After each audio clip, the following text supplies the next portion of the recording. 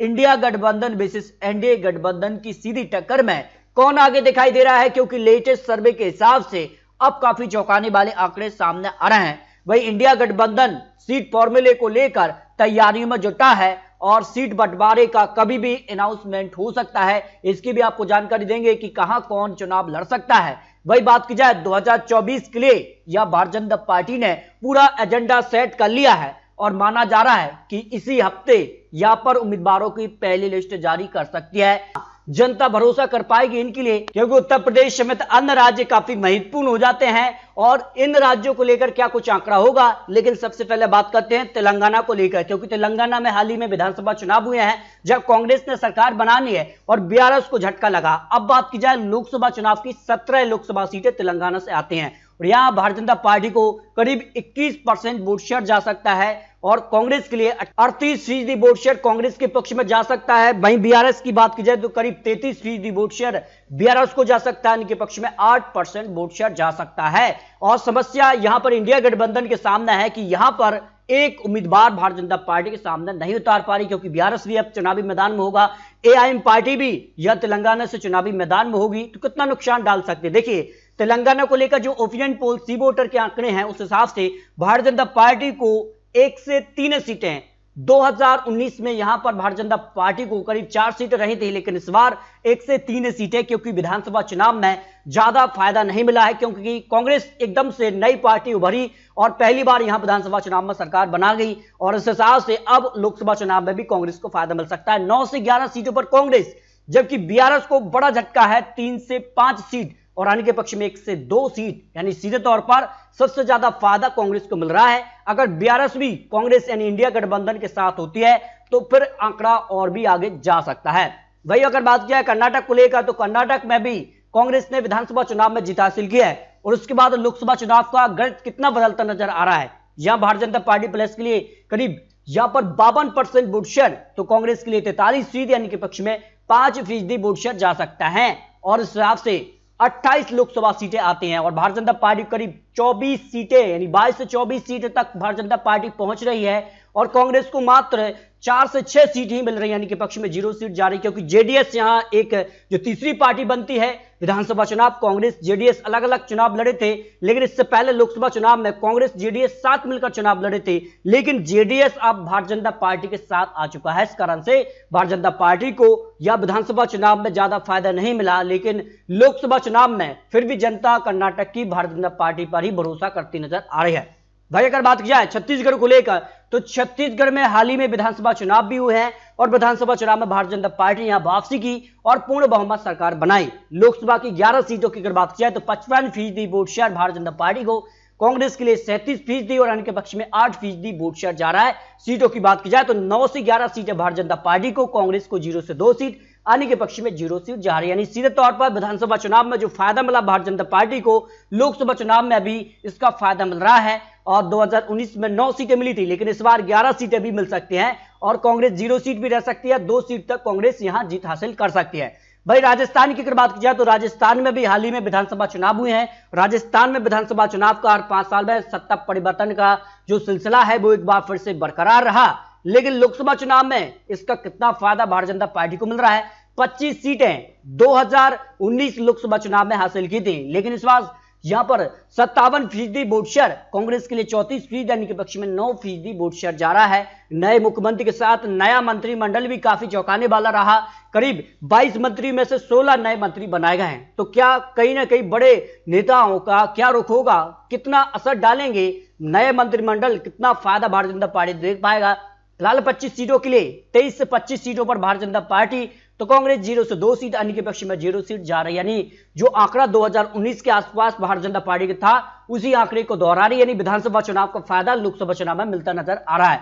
बात कर लेते हैं पंजाब की, तो पंजाब में काफी उलटफेर देखने को मिले हैं। पंजाब में पहले कांग्रेस की सरकार थी, कहीं ना कहीं एक कह सकते हैं कि मुख्यमंत्री चेहरे को लेकर आपसी तनाव कांग्रेस में देखने को मिला, उसका फायदा मिला आम आदमी पार्टी को, तो आम आदमी पार्टी ने अब पंजाब में सरकार बना ली है। अब लोकसभा चुनाव की सीट शेयरिंग का यह पेंच फंस रहा है। आम आदमी पार्टी दावा कर रही कि उनकी सरकार है, उस लिहाज से उनको ज्यादा सीटें मिलना चाहिए, जबकि कांग्रेस ये दावा करी कि 2019 में उनकी ज्यादा सीटें थी और 2019 और 2014 में कांग्रेस जिन सीटों पर भारतीय जनता पार्टी के बाद दूसरे नंबर पर है, उन सीटों की मांग वो लोकसभा चुनाव के लिए गठबंधन से कर रहे हैं। तो इसी कारण से अब तक गठबंधन की सीटों का सीट शेयरिंग नहीं हो पाई। इसके अलावा बात की जाए तो पंजाब का क्या गणित बन सकता है? 16% vote share Bharatiya Janata party के लिए, कांग्रेस के लिए 27%, आम आदमी पार्टी को 25%, शिरोमणि अकाली दल भारतीय जनता पार्टी से अलग हो चुका है, उसके लिए 14%, यानी कि पक्ष में 18% वोट शेयर जा रहा है। उस हिसाब से अगर बात की जाए सीटों की, तो देखिए भारतीय जनता पार्टी अकेले अपने दम पर चुनाव लड़ रही है, क्योंकि इससे पहले शिरोमणि अकाली दल के साथ गठबंधन करती थी, लेकिन इस बार अकेले दम पर 0 से 2 सीट, खाता भी खुल सकता है, लेकिन ज्यादा फायदा पंजाब में नहीं मिल रहा है। लेकिन कांग्रेस के लिए 5 से 7 सीट है अपने दम पर, और आम आदमी पार्टी के साथ गठबंधन हो जाता है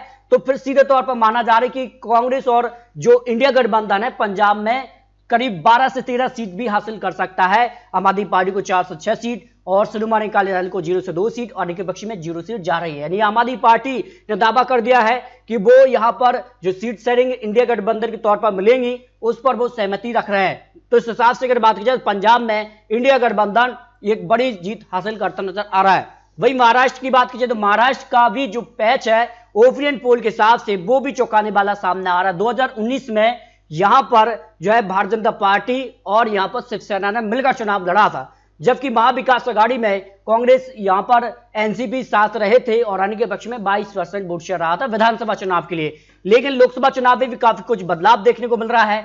अब महाविकास अघाड़ी भी 2 धड़ में बट गई है, जिसमें एक धड़ शिवसेना एनडीए के साथ तो एक धड़ एनसीपी जो है एनडीए के साथ। तो इस बार एनडीए विशेष इंडिया गठबंधन के तौर पर 19 से 21 सीटें एनडीए को जा रही है। यानी सबसे ज्यादा नुकसान महाराष्ट्र में भारतीय जनता पार्टी को देखने को मिल रहा है, और जो आंकड़ा 41 सीटें 2019 में था वो करीब यहां पर 20 सीटों का नुकसान दिखाई दे रहा है, जबकि महाविकास अघाड़ी को 4 से 5 सीट ही रही थी 48 सीटों के लिए शिवसेना को लिए जो भारतीय जनता पार्टी के साथ थी, लेकिन इस बार महाविकास अघाड़ी के साथ है, इसमें उद्धव गुट है। और तो 26 से 28 सीट यानी महाविकास अघाड़ी को महाराष्ट्र में जबरदस्त फायदा मिल रहा है, इनके पक्ष में 0 से 2 सीट जा रहे हैं।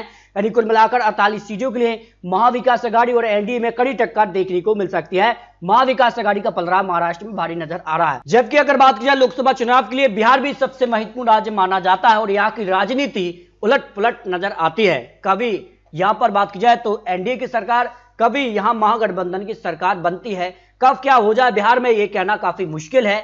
फिलहाल लोकसभा चुनाव की तैयारियां शुरू हो चुकी हैं।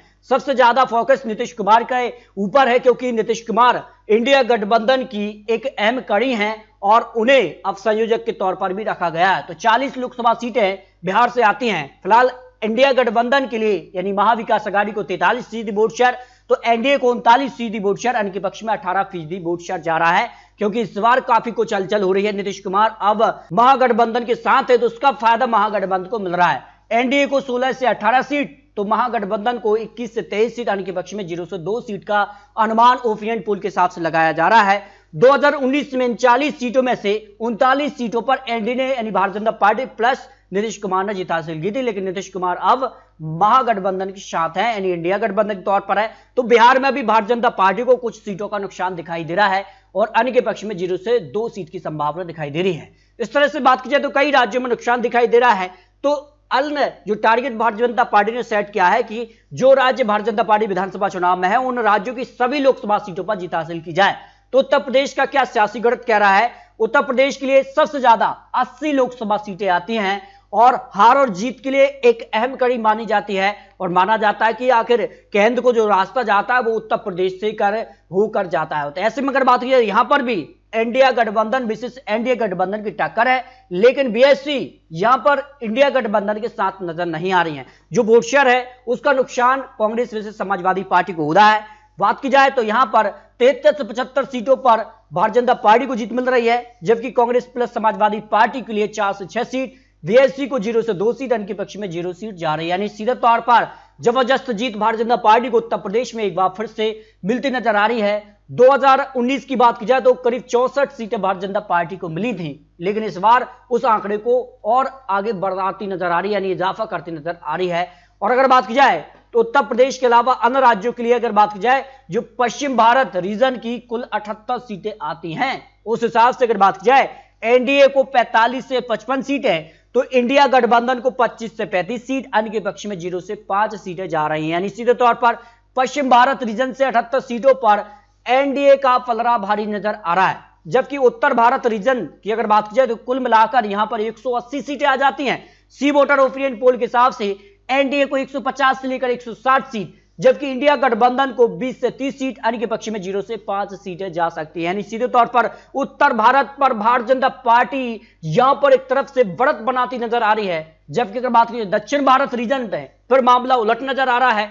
दक्षिण भारत के लिए 132 सीटें हैं और यहां सी वोटर ओपिनियन पोल के हिसाब से इंडिया गठबंधन का पलड़ा भारी है 70 से 80 सीटों पर, जबकि एनडीए को 20 से 30 सीट, अन्य के पक्ष में 25 से 35 सीट जा रही है। यानी उत्तर भारत पर भारतीय जनता पार्टी, दक्षिण भारत पर इंडिया गठबंधन का पलड़ा भारी नजर आ रहा है। जबकि पूर्वी भारत की अगर बात की जाए तो 153 सीटें हैं और यहां पर देखिए मामला कहीं ना कहीं 40-60 का दिखाई दे रहा है। एनडीए को 80 से 90 सीट, इंडिया गठबंधन को 50 से 60 सीट, अन्य के पक्ष में 10 से 20 सीट जा रही हैं। यानी जो रीजन वाई आंकड़े भी आपको दिखा है, कई राज्यों के ओपिनियन पोल आंकड़े आपको दिखाए हैं, लेकिन कई राज्यों के और ओपिनियन पोल आपको दिखाने जा रहे हैं, लेकिन जो फाइनल आंकड़ा 543 सीटों पर सी वोटर ने जारी किया है, उसमें देखिए एनडीए को 42% वोट शेयर, तो इंडिया गठबंधन को 38% वोट शेयर, अन्य के पक्ष में 20% वोट शेयर जा सकते हैं। लेकिन माना जा रहा है कि इंडिया गठबंधन की जो सीट शेयरिंग है उसके बाद काफी कुछ हलचल होगी। क्या जो 20% वोट शेयर और है वो इंडिया गठबंधन की तरफ कुछ और वोट शेयर अगर कन्वर्ट हो जाता है तो फिर कहीं ना कहीं बराबर की टक्कर देखने को मिलेगी, ये भी महत्वपूर्ण हो जाता है। क्या एनडीए वोट शेयर में जो दावा किया जा रहा है करीब 50% से ज्यादा वोट शेयर इस बार उनको मिलेगा, इस तरह का दावा भारतीय जनता पार्टी कर रही है, लेकिन इंडिया गठबंधन भी वोट शेयर में इजाफा कर रही है। बात की जाए सीटों के लिए तो फिर 295 से लेकर 325 सीटों पर एनडीए आज अगर लोकसभा चुनाव होते हैं तब ये आंकड़ा बनता नजर आ रहा है, क्योंकि अभी अनाउंसमेंट सीटों का नहीं हुआ है और जिसका से इंडिया गठबंधन की सीट शेयरिंग है वो भी अभी नहीं हुई है। भारतीय जनता पार्टी के लिए भी करीब यहां पर 38 दल का समर्थन भारतीय जनता पार्टी को भी है, तो उनके लिए सीट शेयरिंग भी महत्वपूर्ण हो जाता है। तो इस तरह से अगर बात की जाए तो आज अगर लोकसभा चुनाव होते हैं तो इंडिया गठबंधन को 165 से लेकर 205 सीट और अन्य के पक्ष में 35 से 65 सीट, तो क्या अन्य की जो 65 सीटें हैं वो इंडिया गठबंधन की तरफ आ पाएंगी? अगर आ भी जाती हैं तब भी आंकड़ा करीब 270 तक पहुंच रहा है, लेकिन 272 पर पूर्ण बहुमत मिल जाता है, उस आंकड़े तक फिर पहुंचना जो है संभव नजर आ रहा है। फिलहाल अगर बात की जाए आंकड़ों के हिसाब से जो सी वोटर का ओपिनियन पोल है उस हिसाब से एनडीए एक बार फिर से जो है सरकार बनाने के आंकड़े तक पहुंच रही है। इंडिया गठबंधन की यहां पर जो है सीटों में इजाफा हो रहा है, लेकिन बहुमत से पीछे नजर आ रहा है।